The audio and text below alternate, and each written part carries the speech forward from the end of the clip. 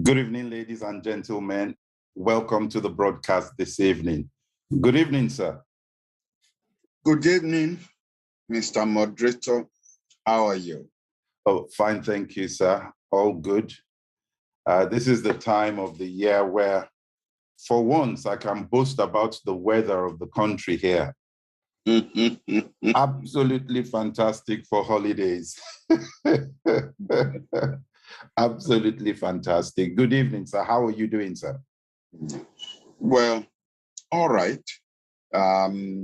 With your permission, I would like to make a few comments before we go on to the substance of today's program. Okay, sir. If some people have raised this issue with me, some directly, some indirectly. And the issue has been phrased like this. Why do you continue to talk about Russia, Ukraine, election in France, and you avoid talking about issues in Nigeria? And they've said they are more interested in me discussing issues in Nigeria. And I thought I should restate why we set up this podcast. We set it up so that there will be a voice from the global south to give global south perspective on international issues, not on domestic issues. On this platform, at least at the beginning, I don't know now whether they've dropped out, we had people from the Philippines, we have people from India who clicked in to this platform and to this program every Thursday. So it wasn't just Nigerians who were interested in hearing the voice of the global south. It was in response to the fact that if you tune in to the global media that dominated and that still dominate the airwaves, the CNN, the BBC, even the Al Jazeera, they were not reflecting, whether we were wrong or not, doesn't matter. They were not reflecting views from the global south. And coming from the global south, I thought I would fill in that gap. And I'm not about to change my mind. There are several Nigerians who have podcasts, several.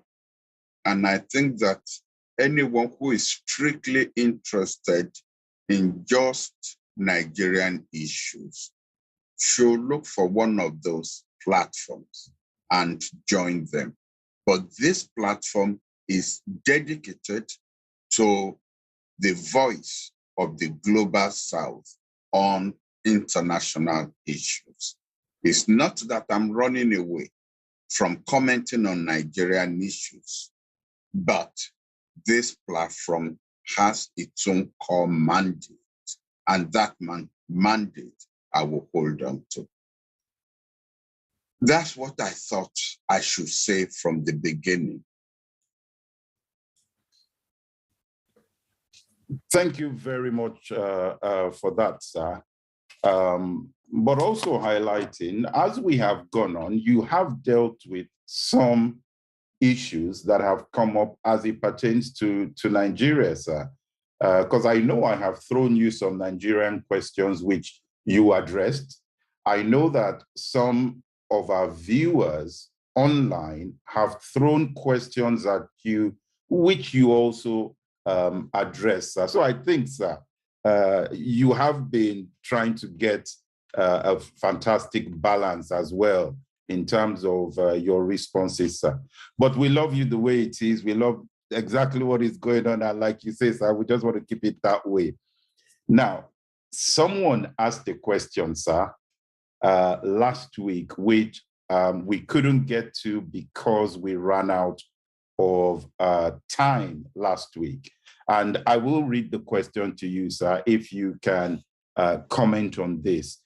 This person said, what does Prof make of the election of a disgraced dictator, Ferdinand Marcos's son, as president of the Philippines? When I heard the news,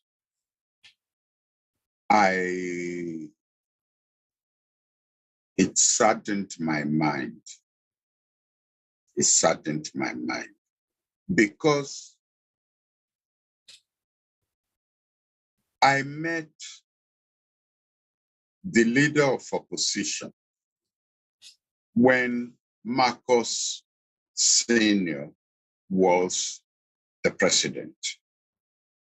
He had fled the Philippines and had come to Cambridge, United States, Harvard specifically, as a scholar in exile.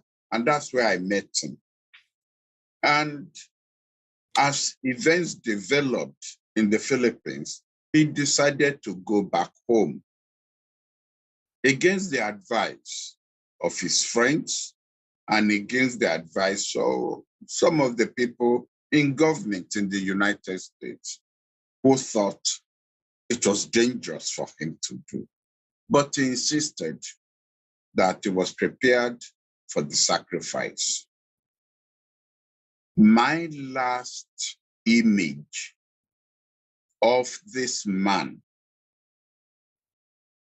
was him walking down the staircase of the plane that took him to the Philippines.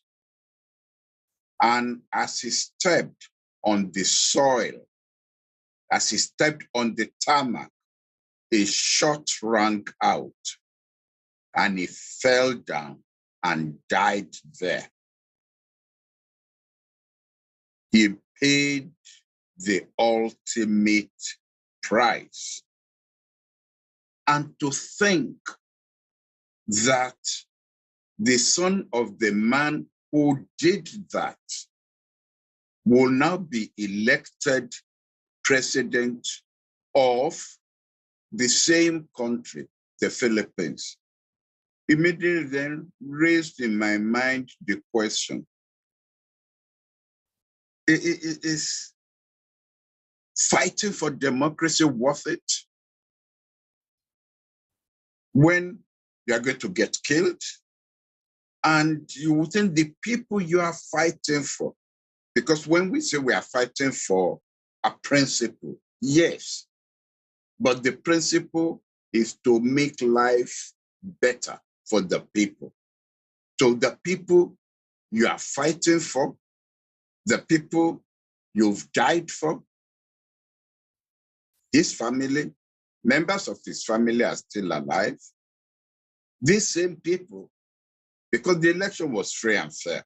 So don't let's come up with the usual, phraseology of rigged election. The election was free and fair. Those same people have turned their back on you, on what you fought for, and have gone to elect the son of the man who orchestrated the ruin of the Philippines. A lot of people got killed. And after his own assassination at the airport, the Cardinal of the Roman Catholic Church, who is very, very powerful in the Philippines, I still, in my mind's eye, I still see him leading demonstrations, being tear gassed, bullets flying, people dying left, right. But to think, it's like in South Africa, we are now to elect the son of Verwoerd who actually introduced apartheid to South Africa, to introduce, or in Nigeria, for us to elect the son of Abacha as president. Really, I was shattered. And to tell you the truth, I still haven't come to terms with it. And I still haven't answered that question. Is democracy worth fighting and worth dying for? Because I know what I went through. But to open the pages of the, in fact, there is one man, what's his name now? Major Hamza. Anyway, he was the chief security officer, Mustafa, chief security officer to Abacha, who says he wants to run for president in Nigeria. He's been talking that kind of rubbish for about 80 years now, and nobody is listening to him. But then wonders will never cease. Sir, someone may ask a question, sir, that should the children suffer for the wrong of the father? Has he condemned his father? And if condemnation is too strong a word, has he apologized to the Philippine people for what his father did? He's never said that his father did anything wrong. Just as Al-Mustafa has never said that Abacha did anything wrong in Nigeria. So it's, I mean, again, it's like if one of the followers of Trump, who till today still follows Trump, here and there, is then elected president of the United States again. That's a negation of what the really democratic values. Surely democratic values does not simply just mean the votes of the people. It should be decency, honesty. You know, it just can't be true. If the people decide to vote for a murderer and elect a murderer president, we should accept it because that's what the people want. Where the people are wrong in this case, in the Philippines, they are wrong. Okay, let's look at Somalia, where we have another case. And this time around, it's about a president that had served the first term in office, left government, and is now coming back for a second term. Now, he went through an election, he was elected in. But, sir, what is your take on this? If he didn't really solve the problems the first time round in 4 years, why should he be given another chance to run the country again? And what is your take on that? Where someone, for example, even in the United States, if former President Trump were to recontest, what is your view on that position, sir? I think oranges and mangoes are being mixed together here. I am not opposed to a man who was rejected in an election 2 years ago, contesting and now being re-elected or now being elected. It happens all the time. People run for elections and they lose, and then the next election they win. I have no objection to that, but it's not for someone, because you started off asking me a question about Ferdinand Marcos Jr. It's like if Hitler had a son and without condemning or renouncing what his father Hitler did, to now stand and say he wants to run for Chancellor of Germany. Sure.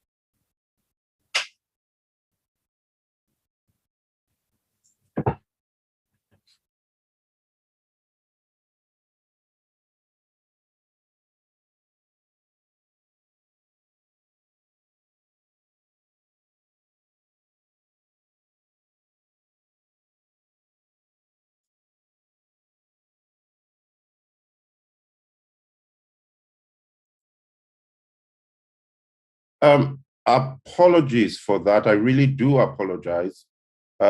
We just lost Prof. Please bear with me. I'm sorry about this because I know we had an issue last week. Apologies for this, and I will get him back in a minute. Please bear with us.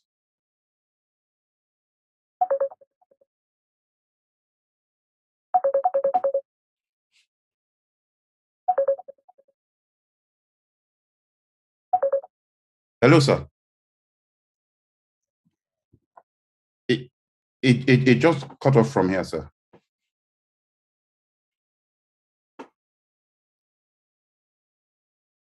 One second, sir. I will just send the link, sir. 1 second, sir. It's already on the old phone, but I will send it to your phone, but just bear with me.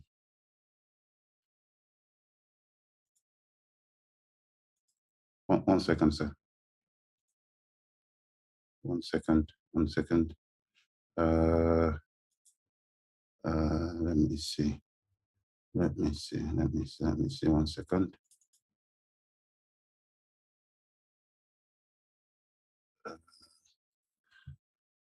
So, 1 second, sir. Invite. Chairman Lagos. Invite.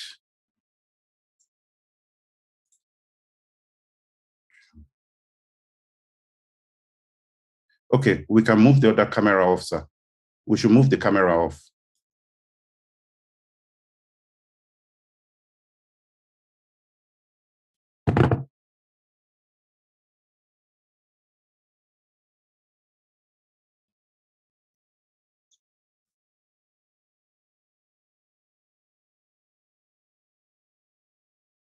It's on your computer now.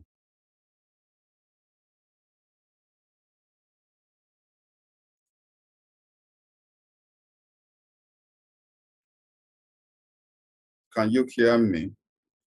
Yes, sir. Yeah. Okay, sir. 2 seconds. Just add you back. Okay, sir. I'm going to cut straight to you, sir. Do I switch off my phone? Yes, sir. Yes, sir. I've cut it off. I'm switching straight to you, sir.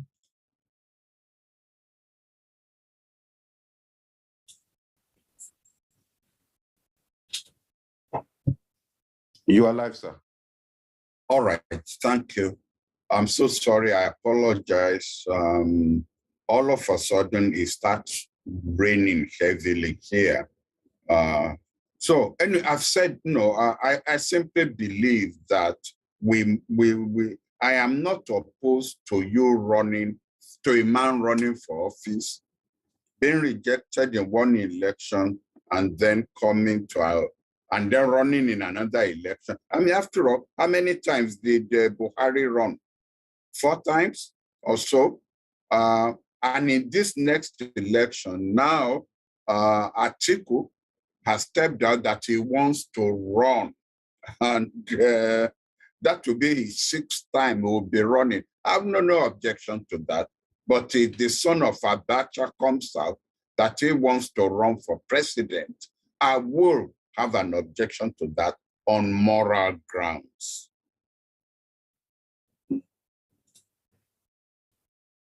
Thank you for that analysis, sir.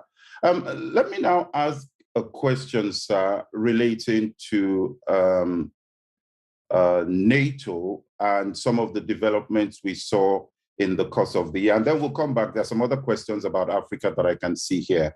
We'll come back to those, sir. We thought it wasn't going to happen. It's happened. And now we've seen that 2 neighbors of Russia have now decided to join NATO. From your perspective, sir, let's deal with the 2 countries that have made an application to join NATO. And then secondly, we deal with Turkey objecting to that position. So let's deal with those first 2 countries, sir, that have applied to join NATO. Where does that take things, sir? Well, I think both the Western Bloc and Russia are now playing a game of roulette, or they are playing a game of chicken. This is a concept which we political scientists often use for. Go ahead, sir. To illustrate things to our students. You know, you get into your car on one side, and then the other fellow gets into his car on the other side, and then you race towards each other, and then you hope that brakes will be applied before, you know, before you hit each other, or that, you know, one will then swerve. Unfortunately, there are times when there is misjudgment and there's a crash, and both die. I hope that that's not what is going to happen in this case of Sweden and Finland applying to join NATO. Russia, again, like it said in 2004, I said it is deadly opposed to it. In fact, that's why it is fighting the war in Ukraine. So, and the West has said it is going to go ahead with it. Well, these are the unforeseen consequences of 2 wrong decisions made. The initial expansion of NATO was the first wrong decision made, and then addressing or trying to solve the Ukrainian problem by invasion of Ukraine, by breaking the territorial integrity and the sovereignty of Ukraine. 2 wrong decisions have been made, and the threat perception by Finland and Sweden are the unforeseen consequences of this. Where will it lead us? I don't know. And that's why I said it has now become a game of chicken. We are going to do it, and we will dare you to see what your reaction will be. I don't know how far it will go. One question, sir, moving slightly to the point around Turkey and the involvement of Turkey. And before I say that, someone is asking a question about Somalia. We'll come to that question in a minute. But when we look at the issue of Turkey, sir, and the grounds on which they had put in a rejection to Sweden and Finland joining. They said on the grounds of support for terrorist organizations. From the average person's perspective, sir, those are not two countries we would have associated with terrorism in that sense when we compare them to some of the other groups. Is Turkey right to be trying to use this opportunity to address a potential terrorist situation? Well, Turkey, especially the present president of Turkey, I have said it on this program before, he sees himself as the new, as the creator of a new Ottoman Empire. And that is going to be the new progenitor of Turkish civilization. And to that extent, every opportunity he gets to assert himself, it's like a Macron to some extent, to push the Turkish position, at times to be a spoiler. After all, if one wants to talk about breaking of NATO rules, he, by going to buy weapons, military weapons from Russia, actually was the first one, I mean, if you look at it that way, to break NATO solidarity and break NATO rules. Now they tolerated him because really it should have been suspended, but they tolerated him. And I think if he pushes his luck too far this time, it is he who is likely to be kicked out of NATO, or at least suspended. But I do not see NATO members allowing Turkish opposition to hold sway. I simply don't see it. If they have to use the doctrine of necessity, which we have employed on this program, not once, not twice, but several times. Yes, sir. Someone here is asking, sir, that they want to know your thoughts on the recent announcement by President Biden to deploy US troops to Somalia.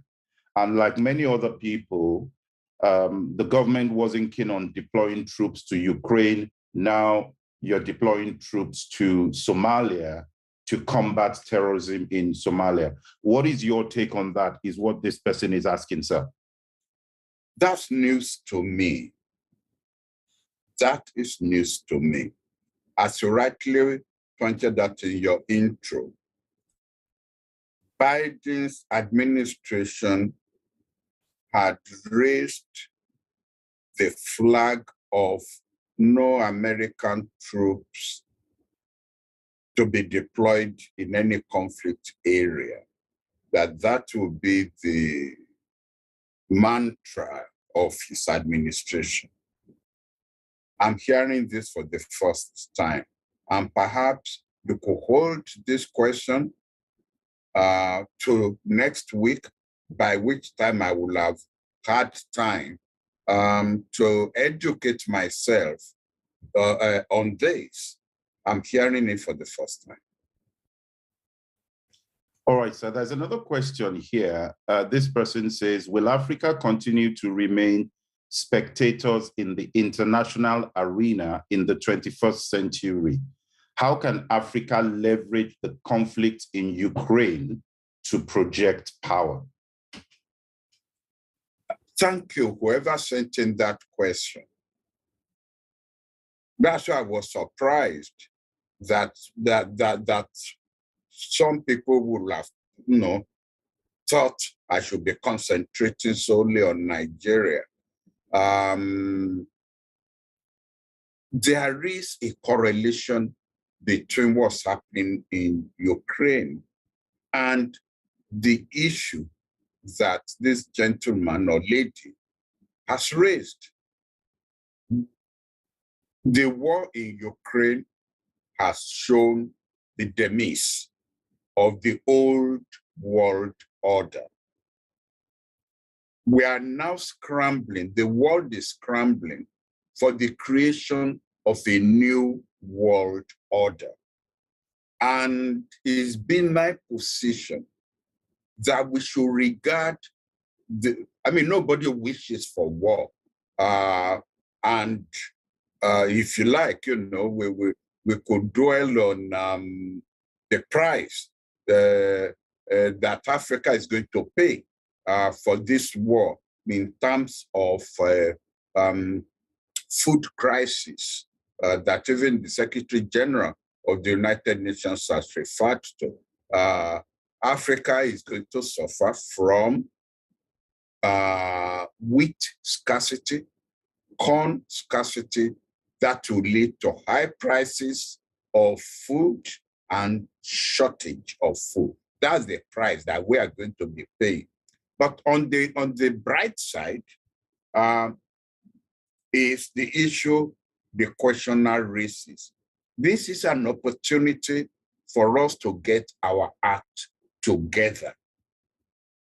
I don't believe that a triple combination of Egypt, South Africa, and Nigeria cannot push the African case to be admitted onto the table where this chess game is going to be played for creation of a new world order to push the African point of view and to secure for Africa, if there's going to be permanent seats on any Security Council, to push for Africa to get seats, not as a gesture, but actually as something deserved. But we've got to get our acts together. I don't see the African, states actually taking cognizance that this war is an opportunity for them to move. I don't see it. Let me say something controversial here. Yes, it is true that when we all became independent and we were setting up the OAU, which has metamorphosed into the African Union now, we talked about the equality of states, one state, one vote.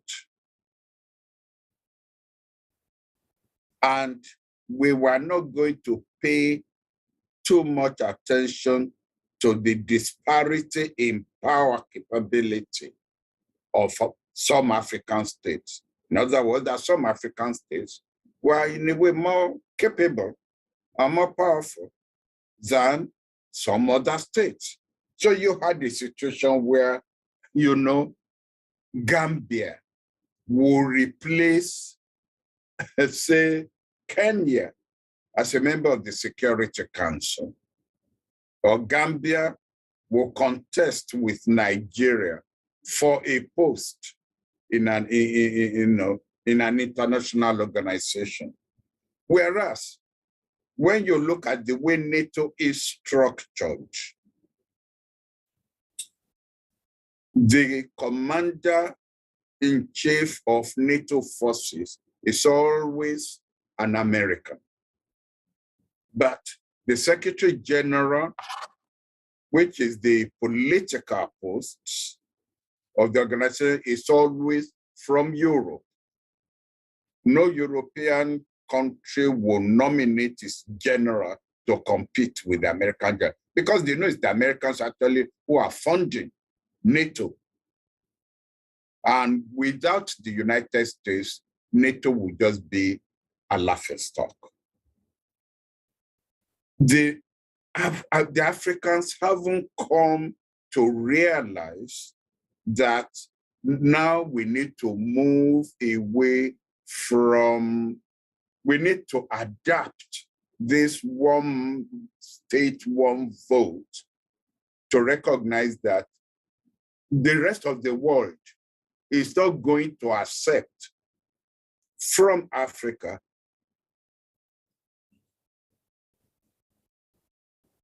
Gambia competing with Ethiopia for a seat on, say, the Security Council of whatever we call the new organization. They will be looking for African states with strategic and security capability, African states with economic status that can make useful contribution to that new world order. That is where we, the Africans, have to start. And we are not addressing that right now. That will be the beginning. The AU should have a task force set up to address this situation so that we can seize the opportunity. We can then get rid of the presence of French feet on our necks that has created problem in Mali.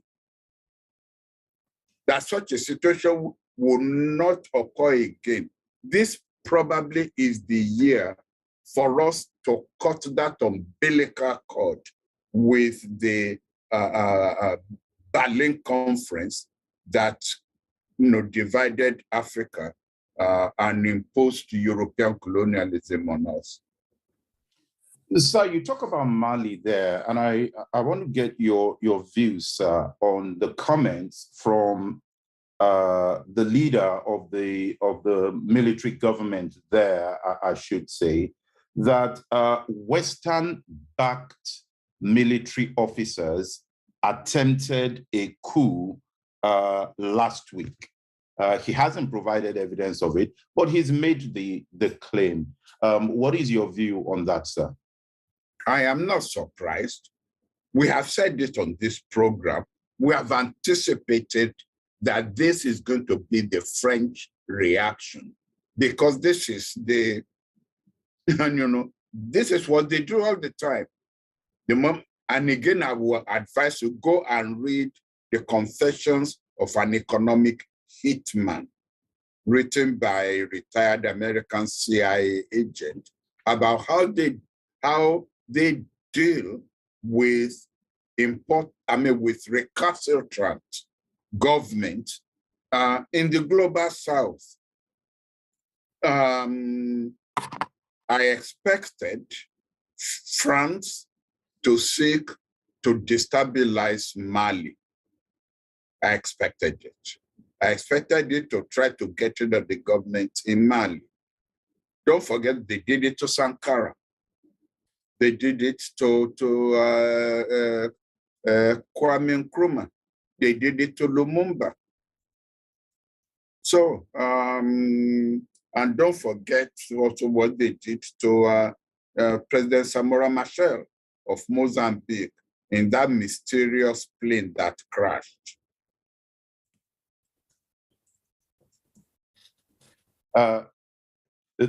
Thank you for that, sir.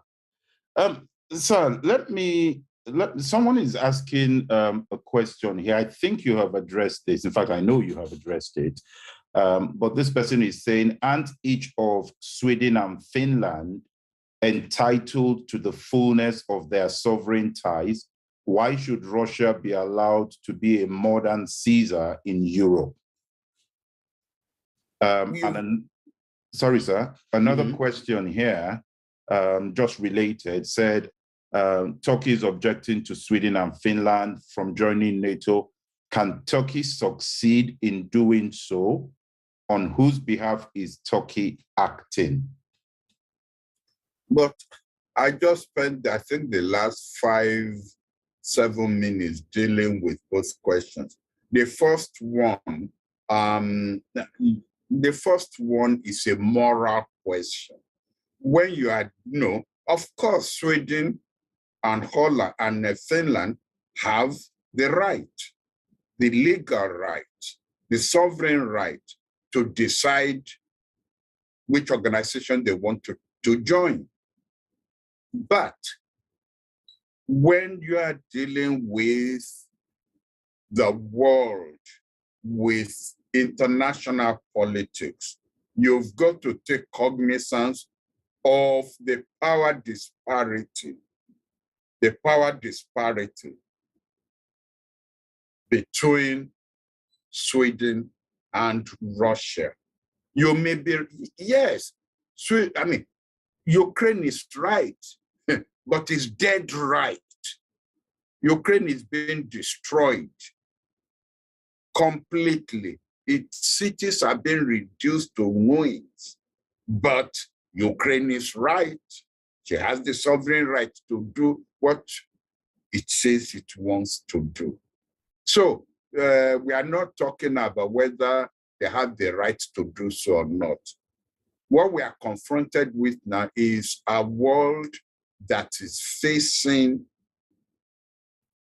a superpower deploying the fullness of its power in order to secure its own, what is regarded as its own national interest. When you are confronted with a situation like that, talking about moral rights don't really help too much. You must get, and I think Sweden and Finland have got the big boys behind them.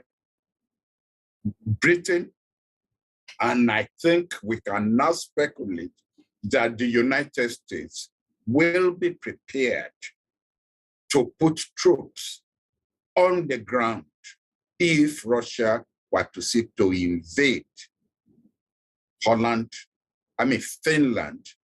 or Sweden.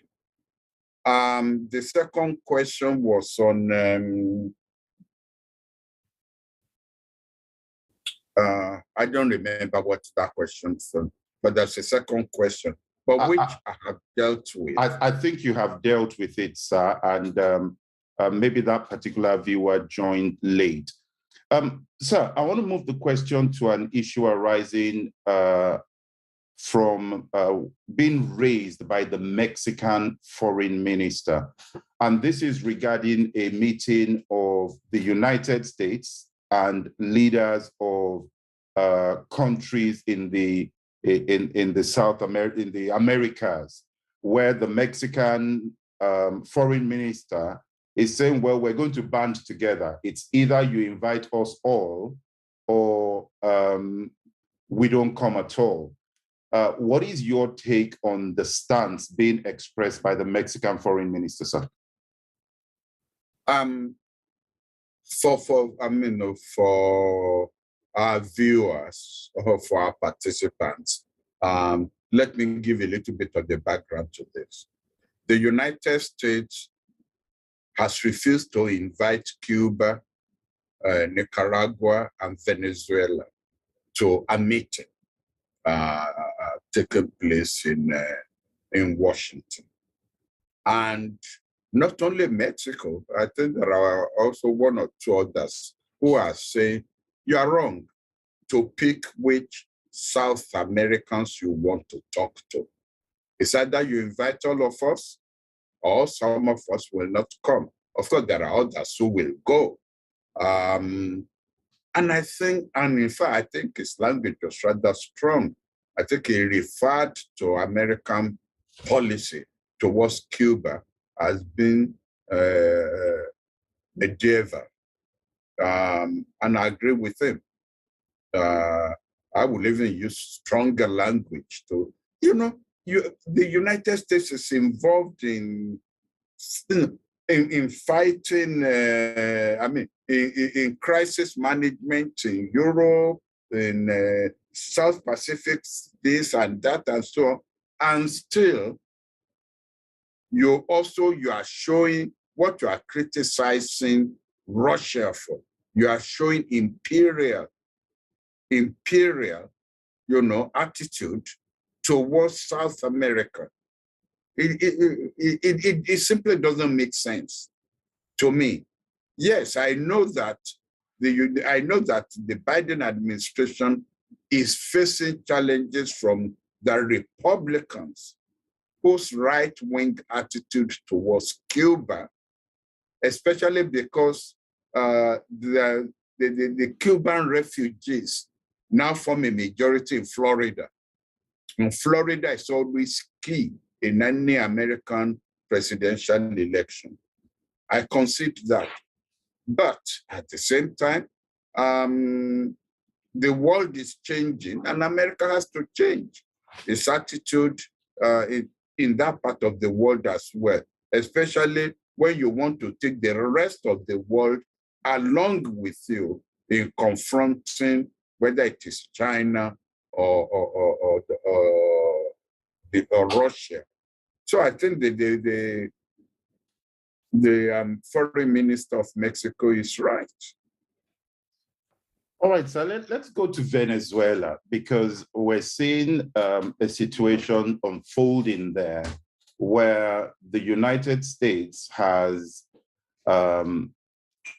started to relax sanctions against Venezuela.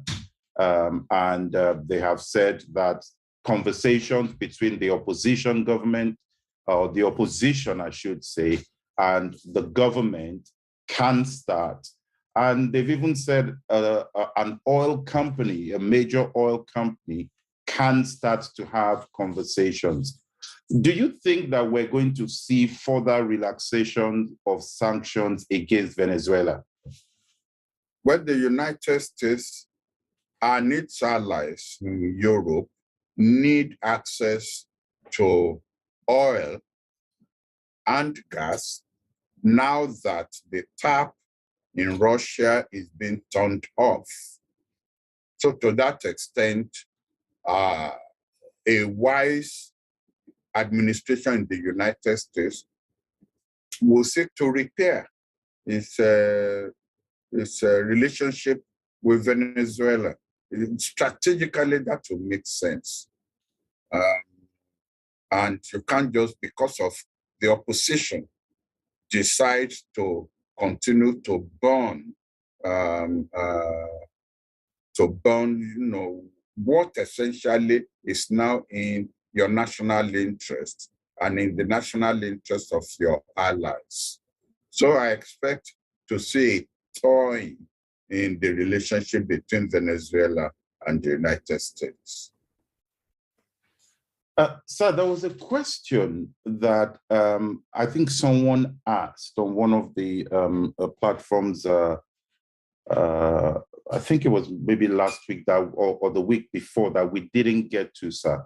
And that was your reaction to the killing of the female journalist. I'm not sure that we addressed that particular question, sir.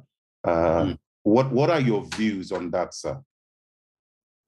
Well, I should start by simply convey my condolence to the family of the Al Jazeera journalist who was killed. But this raises to me a larger issue of the presence of women in areas of war and areas of violence. Starting from Afghanistan, I have noticed, and I'm sure all of you have noticed, the presence of women journalists right on the front line.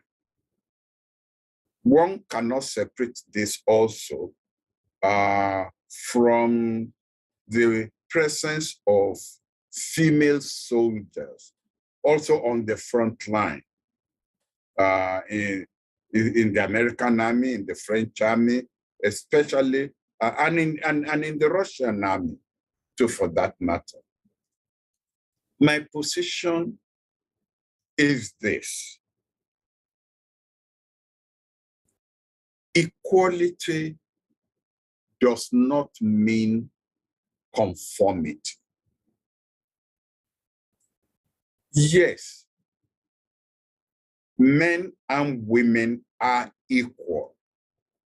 That's what the Constitution says, and that is absolutely true. But in applying this concept of equality, I think we must use our brains.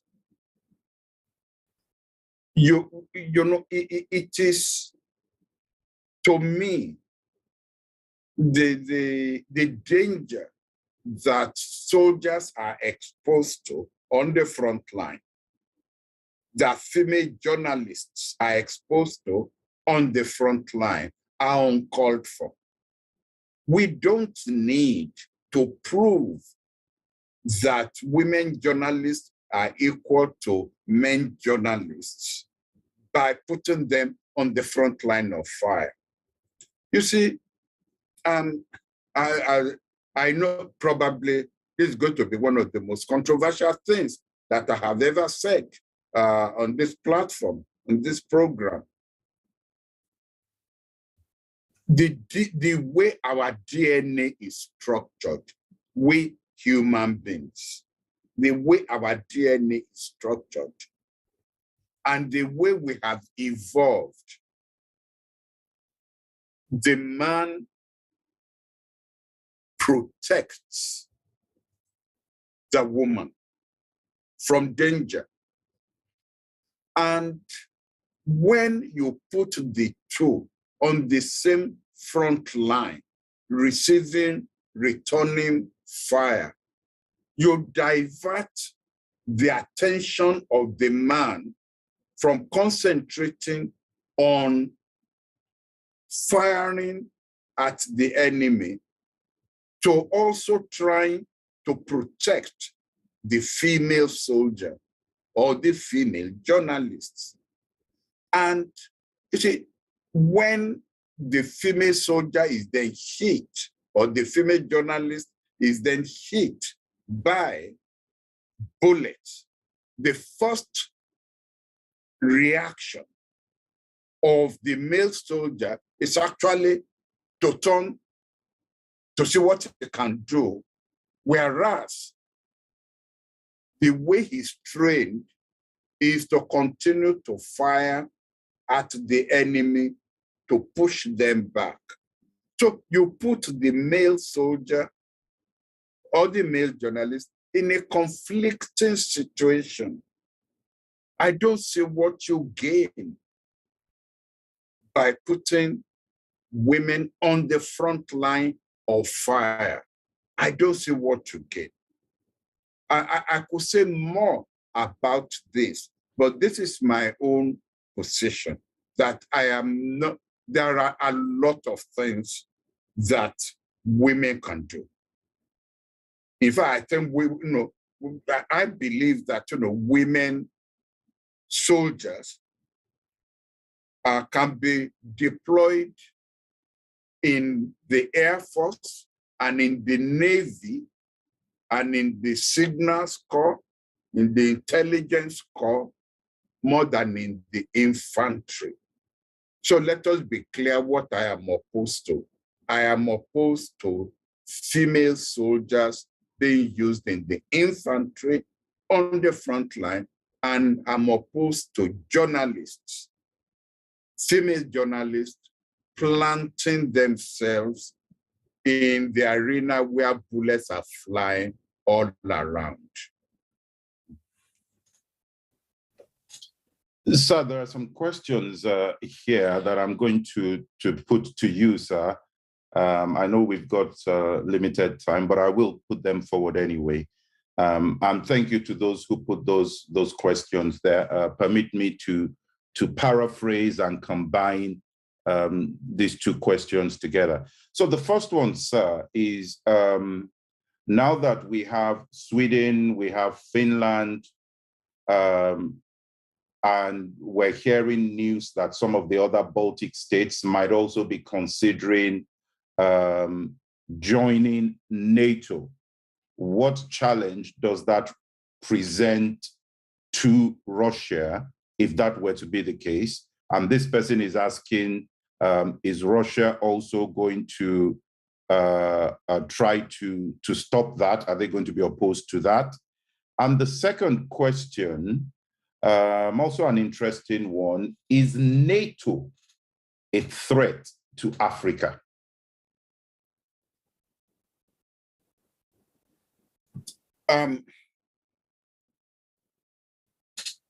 Let me deal with the second question first.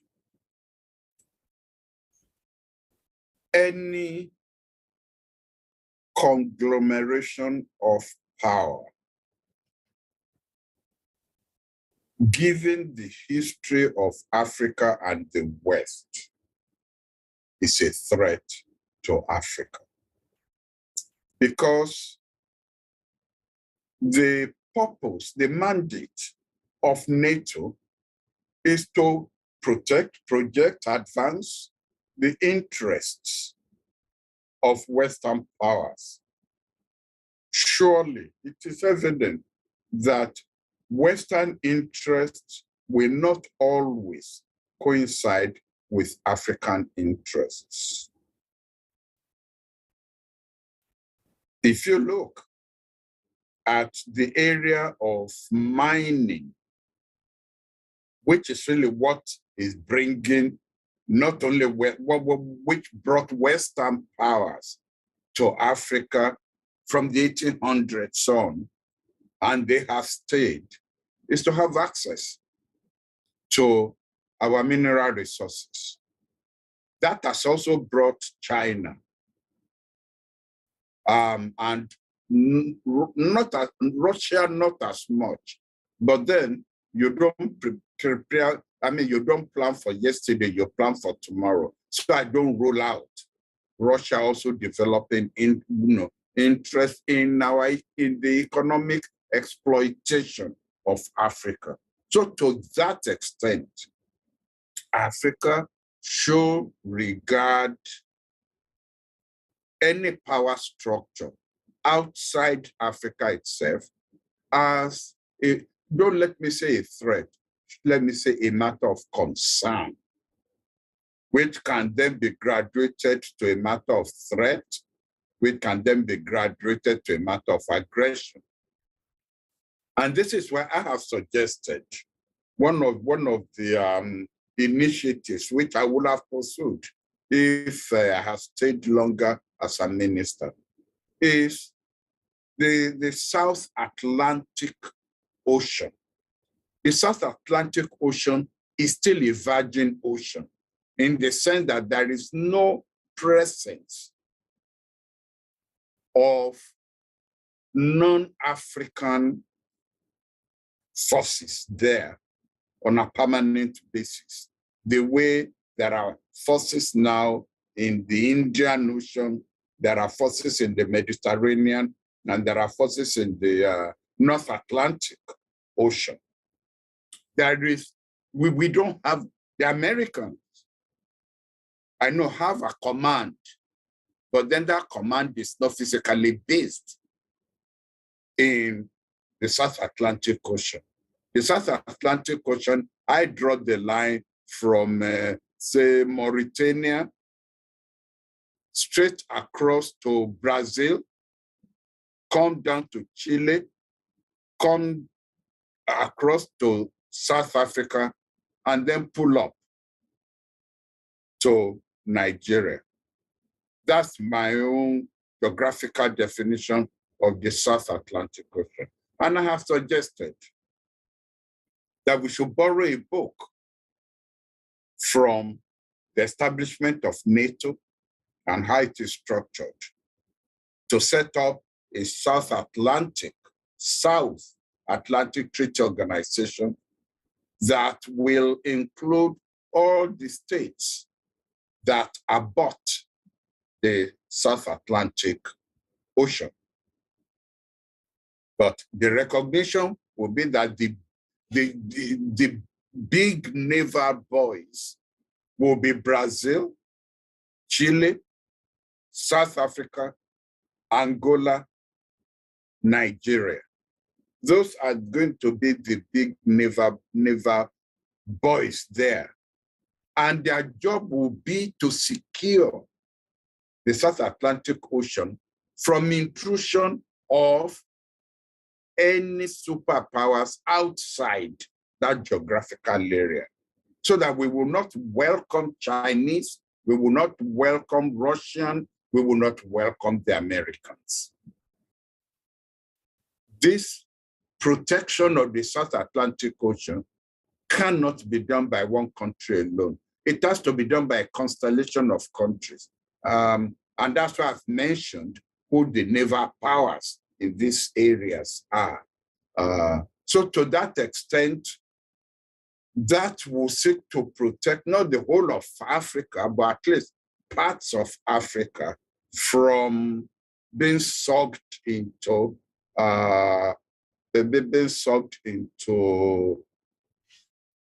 institutions and structures that are non-African, and will also enable us to seek for our own position in the development of the new world order. Would you want to take the second question tonight, sir?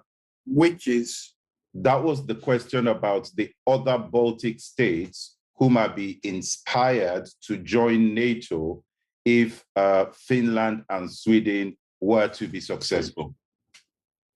I mean, that questioner is right in forward thinking. If Sweden and Finland succeed, yes, I can see the other Baltic states also thinking there is security in numbers rather than in neutrality. You know what? As a scholar, what really upset me is the death of neutrality. As the death of neutrality as a factor in international relations. Or maybe I should put it, the death of neutrality in its European manifestation. Because in a way, this is where it came from. And it served a purpose during the Cold War. Non-alignment was actually our own manifestation of neutrality, except that our own was even a refined form of neutrality, because the neutrality was that we will not take part, we will not be involved. Whereas non-alignment was, we will be involved, but we will not be committed on a permanent basis. We will determine our stand issue by issue. Whereas Switzerland, manifestation of neutrality was, we just don't want to get involved at all. We pass no judgment, nothing, we are just there. And now we are losing that because of the Ukrainian war. Africa now has a role, an opportunity, because now why do I keep emphasizing Africa? Simply because I think that other members of the non-aligned movement who are in Asia, in the South Asia, really are going to have problems with defining their relationship with China. We in Africa, we say, thank God, we are still far from them physically, and we are still not more room to maneuver than these other continents. Thank you very much, sir, for the comments this evening. I've taken you over time, but thank you for being there. I just wanted to make sure I put the questions that our viewers had put forward to you this evening, sir. And to our viewers, thank you very much for being here as usual. We will be back next week. And please do feel free, like today, just send in your questions and I will pass them over to Prof. Also, feel free to share the link once you get the notification. Thank you very much, sir. And we'll see you next week. Good night, sir. And thank you.